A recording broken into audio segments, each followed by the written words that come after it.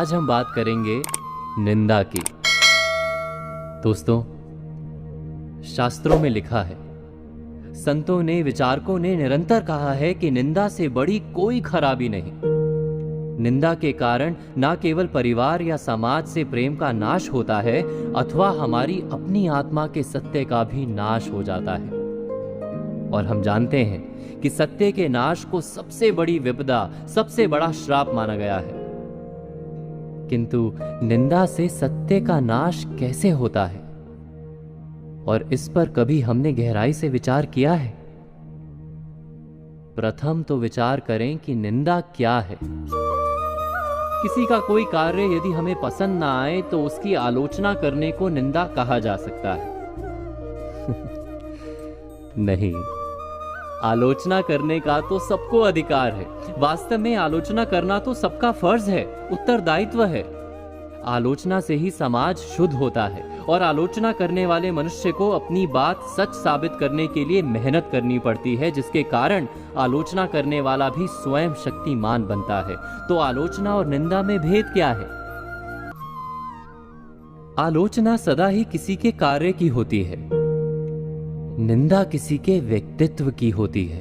उसने गलत किया, ये कहना आलोचना है।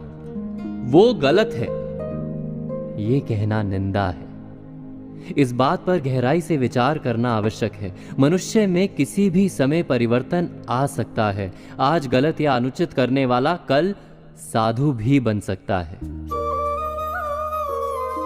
किसी की गलती, किसी का अनुचित कार्य उसकी आत्मा का मैल बन जाता है। मैल उस कपड़े का गुण नहीं।